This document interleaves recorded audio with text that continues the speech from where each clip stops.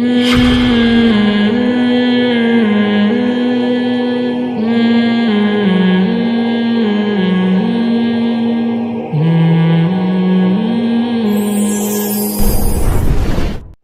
لیے اللہ نے ہم کو, ہمارا صدقہ بکرے سے شروع ہوتا ہے. بکرے کا تو کہیں ہے ہی نہیں. چھوٹا گوشت آج کل مالدار لوگوں کو کھانے کو نہیں مل رہا اور آپ غریبوں کو چھوٹا گوشت کھلا رہے ہیں. جتنے کا بکرا آتا ہے, 20,000 کا بکرا اگر آتا ہے تو 20,000 روپے آپ غریب کے ہاتھ پہ پکڑاؤ, اس پہ بکرے پہ زیادہ خوش ہوگا یا 20,000 پہ زیادہ خوش ہوگا وہ؟ میں اکثر لوگوں کو ایک مثال دیتا ہوں کہ آپ کو آپ کی کمپنی اگر تنخواہ میں پیسوں کے بجائے بکرے دینا شروع کر دے تو آپ خوش ہوگے اس پہ؟ بکرا پتہ نہیں کہاں سے آ گیا, صدقے کا بکرا. عجیب سی بات ہے, صدقے کا بکرا آ گیا. لوگ مجھے کہنے لگے یہ جہالت ہے کہ کالا بکرا لوگ کاٹتے ہیں. میں نے کہا بکرا کاٹنا جہالت ہے, سفید ہی کیوں نہ ہو. کالا تو بہت بات کی چیز ہے, تو بہت بڑی جہالت ہے کالا بکرا کاٹنا. غریب کی حاجت پوری کریں بھائی. اس کو اگر اس کی بچی کی شادی نہیں ہو رہی جہیز کی وجہ سے, جہیز غیر اسلامی رسم ہے, لیکن اگر نہیں ہو رہی بیچارے کی, وہ اس کا داماد جو ہے وہ بڑا نالائق ہے, وہ جہیز کے بغیر شادی نہیں کر رہا, تو اس بچی کو جہیز بنا کے دے دینا یہ کیا ہے؟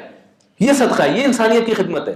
تو جس وقت جس انسان کو جس قسم کی خدمت کی ضرورت ہے اس کے ساتھ اس خدمت میں تعاون کرنا, یہ اللہ کی نظر میں اللہ کی راہ میں خرچ کرنا کہلاتا ہے.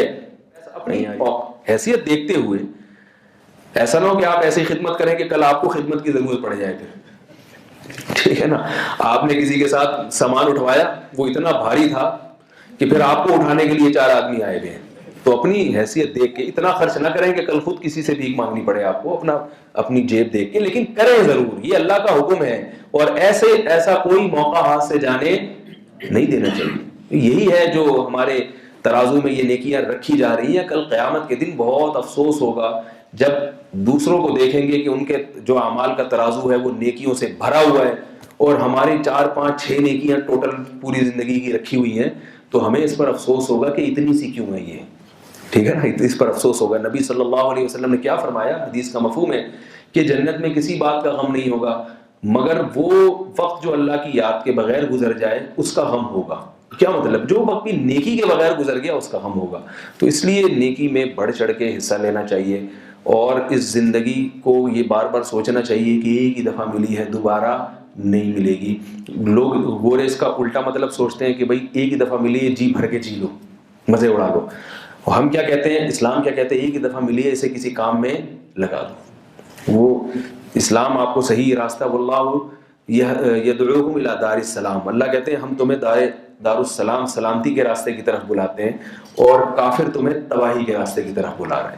اللہ تعالی ہم سب کو اپنی زندگی کو نیکیوں سے بھرنے اور گناہوں سے بچانے کی توفیق عطا فرمائے, اور اپنے اوقات کو حقیقی معنی میں قیمتی بنانے کی توفیق عطا فرما دے. سبحانک اللہم و بحمدک, نشہد ان لا الہ الا انت, نستغفرک و نتوب الیک.